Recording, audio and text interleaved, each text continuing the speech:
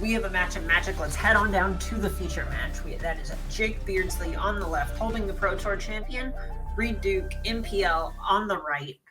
And looks like a couple rough openers at a glance. Yeah, I know that Jake has a pretty low land count if he's running the stock version. All right, and this looks like a more reasonable 6 if you're on Jake's side. Doesn't quite have the Grief Scam draw, but does have Philology Archaeologist, with Reid keeping his one lander with it on the back of Carmen and Mishra's Bauble. I like how Reid has no fear keeping one lander in Bauble. On the play. Oh wow, and Jake already mills Atraxa. Ooh, but he doesn't have the black source to pair with it yet. Yeah, he doesn't have the black source, but it's definitely the ceiling of the deck is getting one of those in the graveyard as soon as possible. Yeah, I guess Reid decided to keep this hand on the back of the Force of Negation, but does brick on the land. That main deck Force of Negation being one of the more important cards in the matchup, but Goryo's Vengeance being an instant doesn't mean it's quite the cure-all that he'd like it to be. Yeah, exactly. Faithful Mending's a really good draw. He has an extra Atraxa in hand, can find the black source. Reid bricks again. Well, he gets a preordain, but... And we always hyper-focus on how fast this Goryo's Vengeance deck is, but it's not like hitting land 3 is that bad. That just means that Jake can actually cast this Ephemerate on Atraxa and keep it around. And I don't really know what Reid's going to do about a 7/7 with lifelink and flying and vigilance and so on. Turn 3 is pretty normal for this deck. You usually don't want to go too early because you can't get the Ephemerate, and then you have all these cards, but no board presence.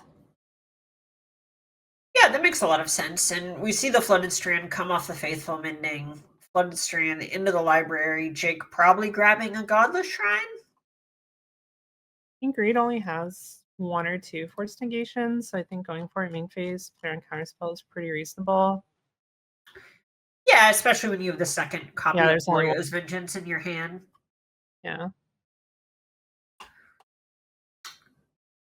And one of the nice things if you're sitting in Jake's seat is that Reid doesn't have any pressure to back up this interaction, right? If the game goes on forever, we saw it against you actually, where Jake was just getting up to the land count necessary to hard cast Atraxa. Oh yeah, for sure. Yeah, Reid's pressure really comes in the form of burn spells and Snapcasters. Unless he gets a turn 1 fairy, in which case maybe he can find some more pressure. All right, now we kind of enter this cat and mouse game where each player is to figure out when they're committing their mana and when they're not going to. Is there a spot here that you're more interested in seeing Jake use his mana? I would upkeep it for sure. Sure. I feel like you're just not... I mean, I guess you can flashback the Mending, but you're not netting any cards. And you're giving Reid more time to find answers. You don't really run that many answers yourself. Like, you have Grief, I guess.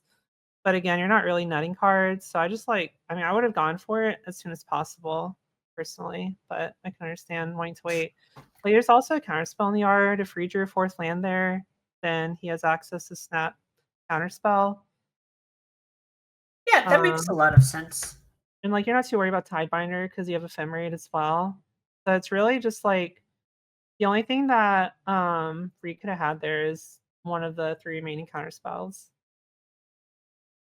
Sure. But Jake does go for that filtering on the end step and is now just casting a copy of Grief. It feels like he's pivoting a little bit more into maybe the fair game plan since Reid doesn't have any pressure.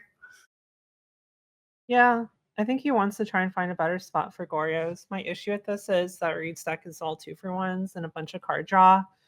So I think the long game favors Reid more than it favors Jake. Yeah, that makes some sense to me.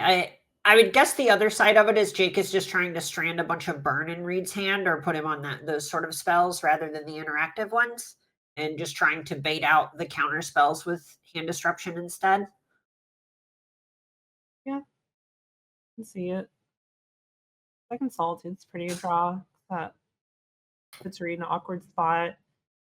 Obviously, he's going to wait till end of turn at this point, or he's going to make it. Right, and this is the other side of a lot of these cheap free spells that we see from Modern Horizons 2, where if you reach the point where you can just start hard casting them, they are just a bunch of Necrotals, Ravenous Chupacabras, whatever you want to call them, and they're going to be putting you up a card instead of down a card. Yeah, with Flash. Right, exactly, exactly. Because now all of a sudden, what is Reed supposed to counter this solitude and go shields down? That doesn't sound like that's a winning I mean, line. the problem is if he lets us resolve, he has no pressure, and then Jake has pressure, so he's kind of priced into counterspelling it here. Kind of Yeah, same situation. I feel like in this case, Reed doesn't have access to snap counterspell. There's already 2 counterspells cards cast. Um, but I think with second solitude, I think it's fine to wait one more turn. You're kind of free rolling it. Same position. Jake was forced to counterspell it, so the exact same position. Jake's just gonna go for solitude here, but Reed in the exact same situation. yeah, this makes a lot of sense to me, especially when Atraxa is the thing you're bringing back. Used to with Gristlebrand, you needed some life to pay to get all of the cards, but that's not really the case with Atraxa specifically. Proxa is a powerful magic card. Right, right. You aren't necessarily going to draw 20 that turn, but it turns out 5 of the best cards in your top 10 does the job. So I'm kind of surprised to see Reed allows resolve. Wonder what his rationale is. He was fine letting it not happen last turn, but now he doesn't want it to happen. So I wonder what changed. He's your second Flame Venor. Maybe he just feels like he has extra safety. I mean, Jake's hand doesn't really do anything. Yeah, this is one where he really just A needs to flashback. think about jamming the Goryo's Vengeance. Oh, this is. Oh man, he's like 5 land, 6 land hand, and Atraxa. I'm like so tempted. Yeah, that's the Go ahead and spot just do where it. I might just be a huge greed lord and discard the solitude and keep the Atraxa. If there's one It's thing I'm learning, I just jam things so much more often. I would listen. have played this Goryo so many turns ago. Oh, I'm with you. I just want to make them have it every time. And Yeah. I mean, I'm fine with, like, when he had the Solitude up, but when he's just passing here, he doesn't have any EOT threats, it's kinda awkward. and now we've also reached the kind of awkward position where now Murktide Regent might actually just outgrow the things that Jake is producing, True. which I think that's a sizable problem for Jake. Roxette does have that touch though, right? It does. It does. It's just really tough because then you do actually have to trade it off. I think And if you don't Troxet's the board, he's pretty happy. yeah. Draws another Delta. Rip to the Atroxa in the yard. I would have loved to see a hard cast Atroxa. Right. Yeah, this is the spot where we're both just like salivating That's over the notion of slamming the giant Phyrexian Angel. a kind of interesting decision here. Although it kind of puts his hand face off. He can main phase Solitude, but he's basically saying I have Goryo's Vengeance and Solitude is strictly bait. Waiting EOT is also fine. He has to do it here. Yeah, it's definitely a spot where his hand is forced one way or another. And I don't think Yeah. Ephemerate is really something you can use on the Evoke Elementals at this phase of the game. You have to assume there's some burn stranded in Reed's hand. It's a good thing he waited till before blocks. If he wait till after blocks, he's actually dead.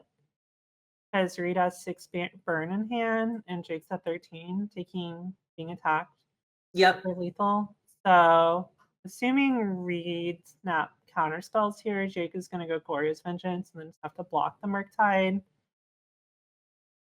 Then we're just kind of back to equal-ish. Well, can he block the Murktide? I mean, it's possible that we just see Reed go Flame of Anor plus Lightning Bolt to team up against Atraxa. Oh, I was just kind of on the assumption that he was gonna snap counter this Solitude. But Oh yeah, I guess we're a mana short of the Flame plus Bolt line. You're right. You're correct. You're correct. it just all comes down to what Reed wants to do here. Mm-hmm. If he lets it go and just wants to kill the Solitude, he's forever leaving the snap up, and Jake is forever leaving the Goryo's up. Yeah, both players are just playing game of chicken.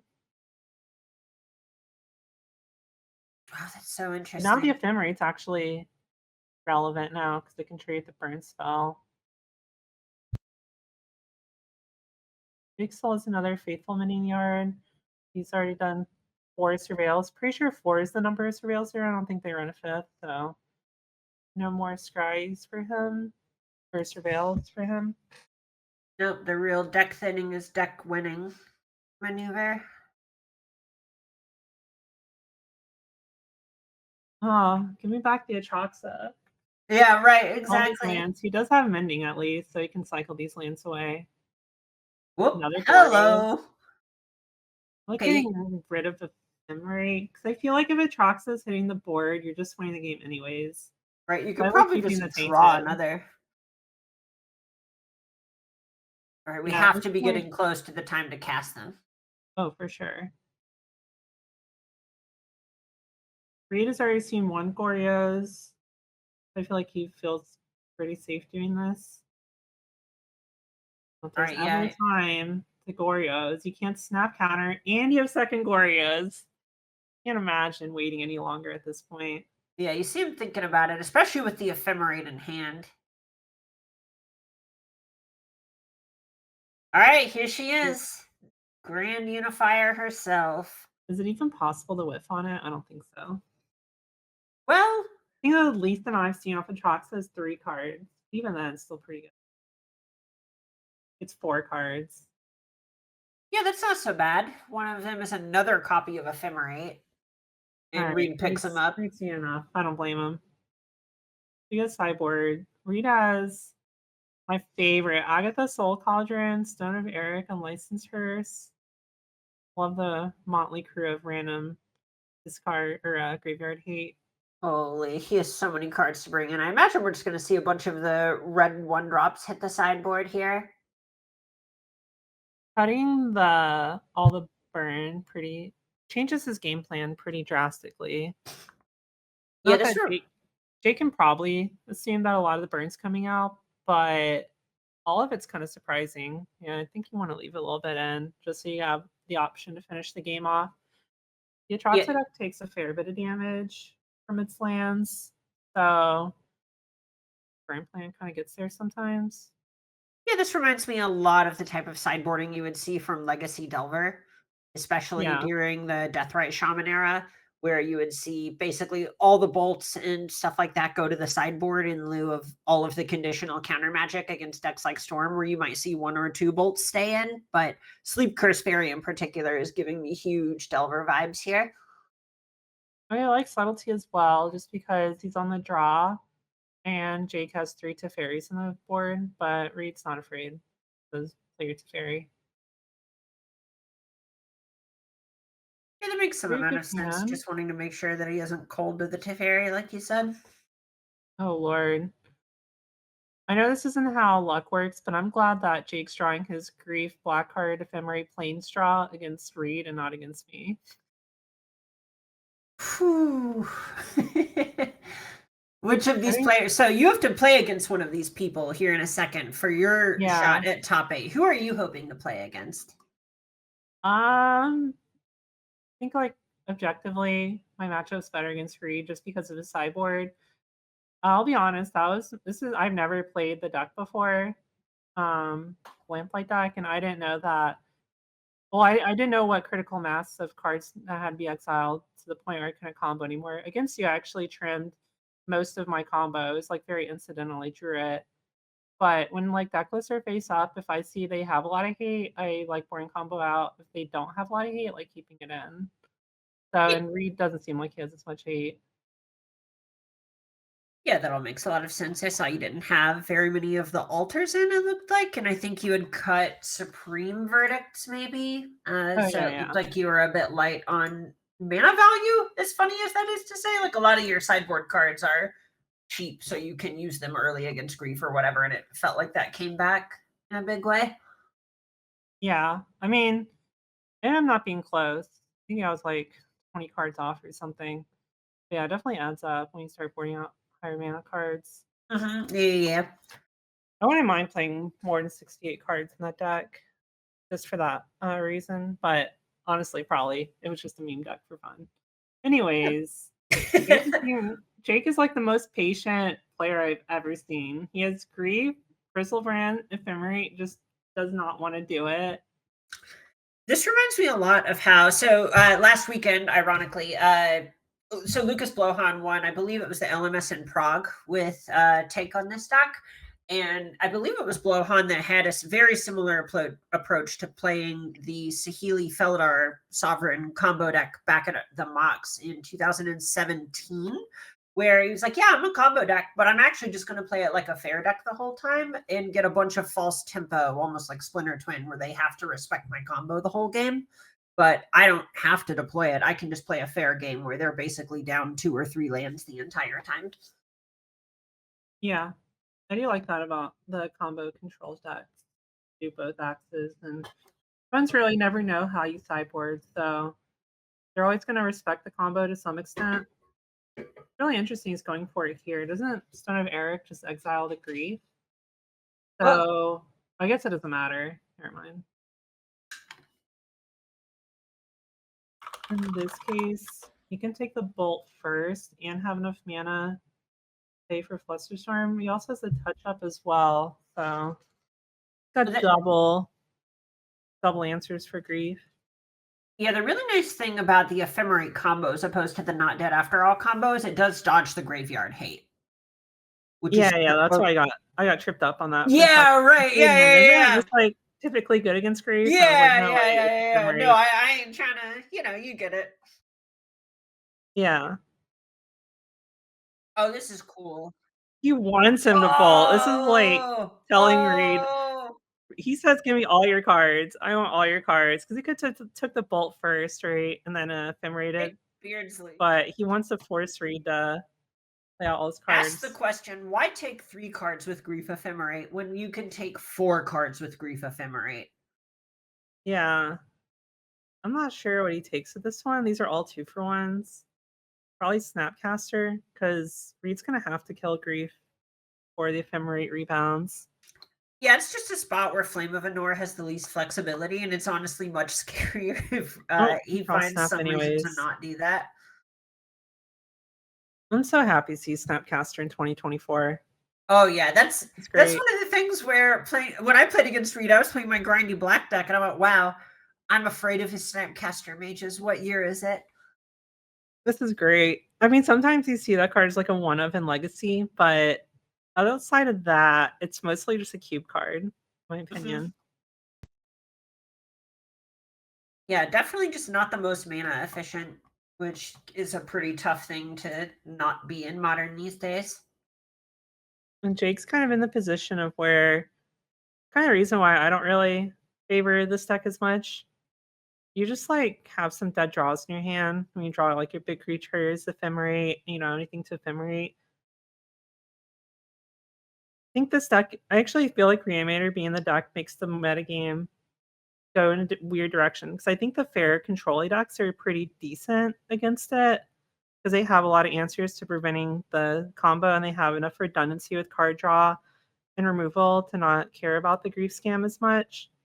But then when these Reanimator decks play against more fair decks that don't have as much redundancy, they can be a lot stronger. Ooh. And all these tap lands, like the Surveil lands, look so good whenever you get to fetch them, but here it's so awkward that Jake doesn't get the opportunity to cast Solitude this turn. I'm a huge fan of Surveil lands. I really feel like they should be played more in Pioneer. Like, when I look at some of the lists, especially like blue-white control, and they're running 27 lands, 0 Surveil lands, kind of makes me sad. It is definitely a funny sort of, wow, 27 lands and you couldn't find room for the first one? Right? But I mean, I get it. It's not too Revol. Okay, so we're at 6 lands for Atraxa. Mm-hmm. And maybe even a Solitude that Reid might feel inclined to counter. Reid just has so much value in hand, though. Got Flame up. He's got Counterspell up. Draw 2 cards. Why not? It is really tough whenever your opponent has Flame of Anor and a Wizard, and they say, you know what, I actually just need a draw 2. Just Flame Anors into Flame Anor. Infinite combo. Called passive income. Yeah. Demonstrate infinite loop. I've cast Flame Anor and drawn Flame Anor. Personally, if I cast Flame of Anor, I would hope to draw more copies of Flame of Anor. He could just let this go and then Flame Venor, kill it, draw 2. Probably one of like the easier ways to get value of Flame in this matchup because it's kind of hard to get 2 modes against Reanimator. That makes sense. It's either that or Tidebinding it and just letting Beardsley block, but I think this is fine, especially if Reid thinks he's just going to cast it on instep anyway. Reid also hasn't made his land drop yet, so there's a value of that as well. Yeah, you're totally right. There's the Teferi, but Reid had no fear, didn't even bring subtlety. Yeah, I feel like Reid has just kind of hit critical mass of number of answers, and he's still sitting on 2 preordains and expressive iteration. Well, I mean, an untapped land for Jake, even in the world where Reid gets to Tidebinder a hard cast Atraxa. Yeah, there's still Ephemerate. It's still a 7/7. Yeah. 7 is bigger than 6, so can't get unholy heated. Not that it matters. I think Reid board both those out. Oh, definitely. He's trying to fill his hand. He's like, where's my counter spells? Speaking of awesome throwbacks, I love seeing Mutavault in this Wizards deck too. Yeah, this is definitely a very boomer friendly deck. If you went into a coma like 5 years ago and you woke up and you saw this feature match, you'd be like, oh, nothing changed. Oh yeah, Goryo's Vengeance versus Snap Bolt. Classic modern. Might have to read this Atraxa card, but other than that.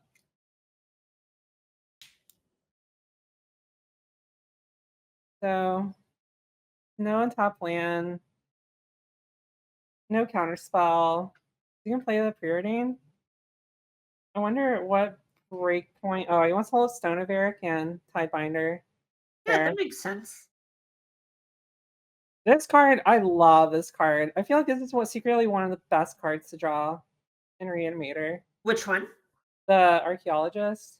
Oh yeah, anytime an Elvish Visionary-esque card ends up seeing play, it's so satisfying. It just turns on all your cards. Like Ephemerate's usually dead a lot, but with that card, you just start popping off and you just start accumulating a lot of cards.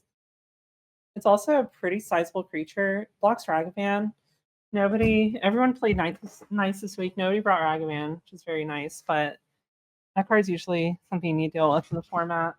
Are you a Ragavan hater or a lover? Oh, lover. You said playing nice. Is like 4 Ragavan. 4 Ragavan, 2 Mox Amber, every deck I build, 4 Inti. It's extremely high dopamine. Fairy's kind of awkward because you can't Tidebinder any of the abilities. So he has to either Tidebinder or Lightning Bolt now. That's why I was surprised to not see Subtlety. I feel like the Fairy is just like counterspell check. Can't Flusterstorm it. I guess you can play Force Negation, but wow, so he's just going to float 5 mana. It's kind of brutal. I'm a little surprised to not see one of the Tidebinders. Oh, wait, never mind. He doesn't float 5 mana. He has the Fairy. So that's decent at least. Yeah, ticking up makes sense, but he does have the Bolt, and he does have enough mana to tap Fairy and Lightning Bolt it. So it's not really a huge deal, actually. Gets to use his mana, which is important. Yeah, this is pretty cool. A lot of discipline from Reid here. Ooh, Dress Down. That's a heater. I love Dress Down. Big fan. Oh, yeah. All right, and Insect Collaboration has come online. Mm-hmm. Bye-bye to Fairy. You didn't do anything, but you were cool. Sometimes all you can do is gain 5 life. I think that's beautiful adjacent. Maybe raise your opponent's heart rate for a turn. All right, I think I like this Ephemerate from Jake, really just trying to turn on this Goryo's Vengeance. Oh, yeah. Finds another Teferi Time Raveler. Not bad. Definitely pretty good. Could answer the first one, but second one might be a hard answer. A little surprised he doesn't want to preordain because, like, Jake's going to lead on Teferi, and unlike last turn, you can't use all your mana. I would guess one of the I guess you upsides could, there is you can just dress down, even yeah, if dress he down, has hold the up Tidebinder. Teferi. I like Tidebindering more just to get the guaranteed creature in play for pressure. Right. This also lets him hold up the stone. Mm-hmm. Yeah, they're ephemerate. That's funny. Ephemerate flooded. Worst cards to have 100 of. I feel like really interesting. I like leading on to fairy because then if you ephemerate hit Atraxa, you have Goryo's with the fairy out. Well, there's still the stone in play in that world. Oh yeah, true. Yeah. Forgot about that. All right, so here's the dress down from Reid. So much value. Yeah, this one is huge. Now what? He has to fairy. Goryo's Maybe on nothing. bounce sleep cursed fairy that eats a lot of mana. Rue. You It is also kind of a ward isn't neat there way right of now. yeah, I feel like you minus. There's no reason to plus. It's just too easy to kill. Yeah, it still just dies to Meta Vault if you plus it. Yeah. I like that play you said. Minus on fairy.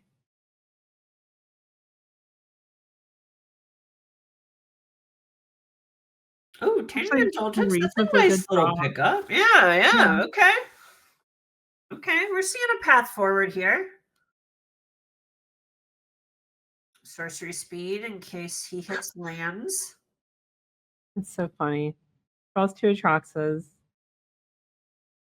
Whew.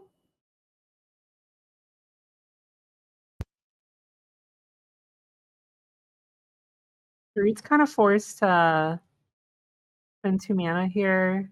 Go to fairy. And then, or you could just bolt it, I guess.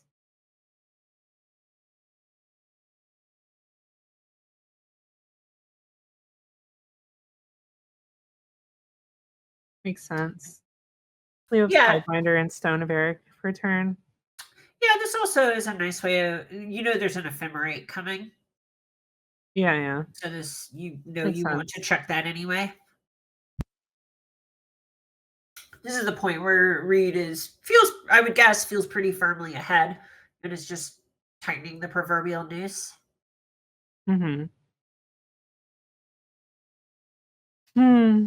Wow, Too only two bad. He doesn't black have a 7 sources. mana. Yeah. A lot of Arcordity here.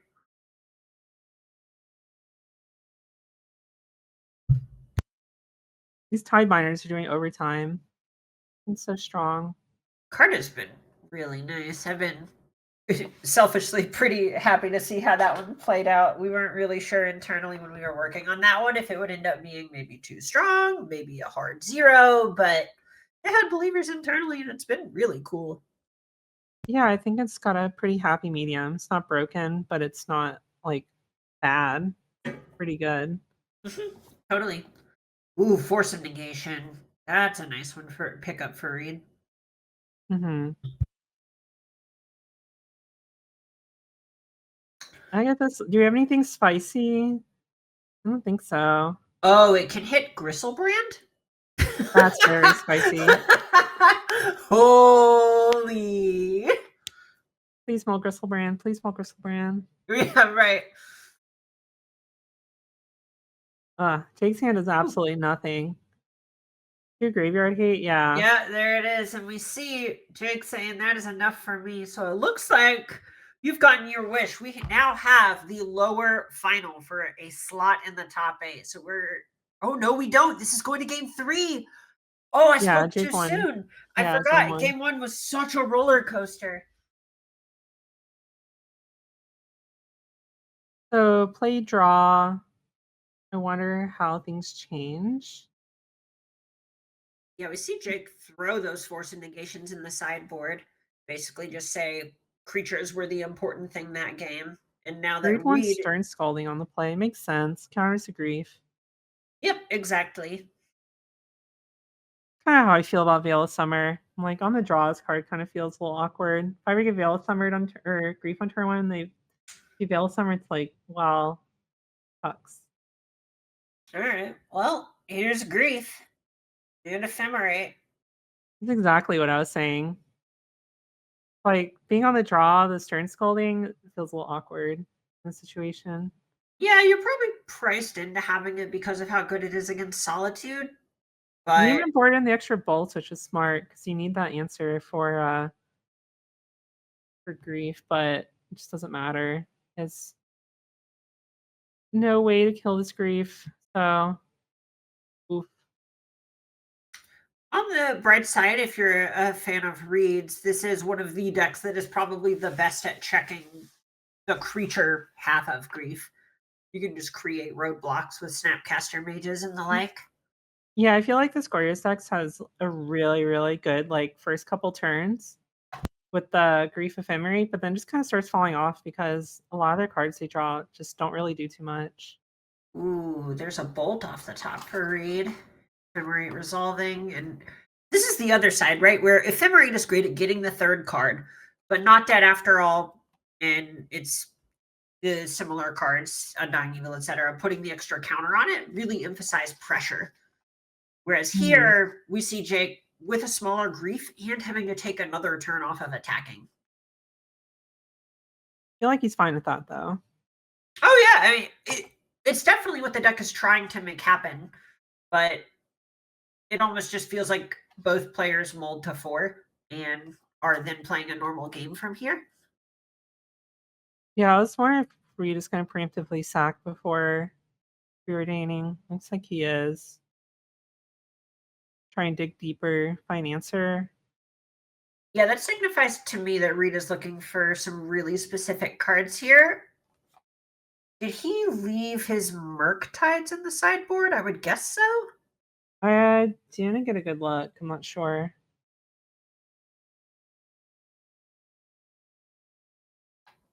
But trying to find any answer to the grief itself is really the thing that Reid is trying to go for at this point. So anything that makes that more likely is important, especially if you're planning on preordaining anyway. You don't want to immediately shuffle your deck again after that.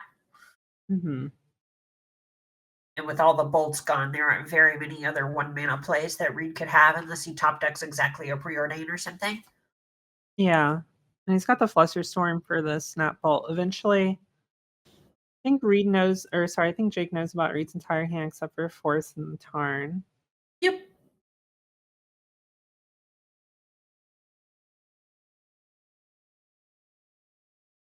Lands aren't too bad. No, at this point, Jake's just 1 more land and 2 land drops away from hard casting Solitude, which is pretty strong in the matchup.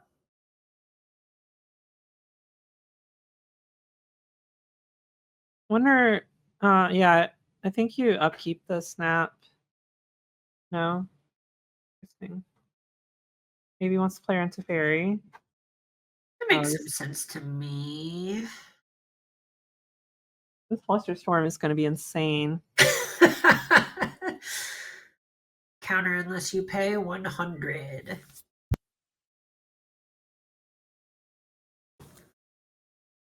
Reid could let it go and just Snap Bolt the Grief.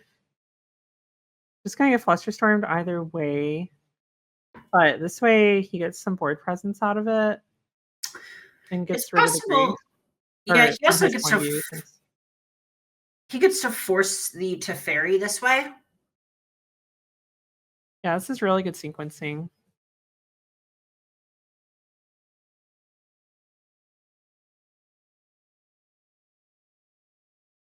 Going against this spot, a lot of players just hard cast the Force. But this way, he gets rid of Teferi and he gets rid of the grief. It's a really good end result. Whereas you just hard cast Force, you just have to deal with grief in play and Teferi in play. Which is like obviously a really bad outcome. Oh, he doesn't get rid of grief, sorry.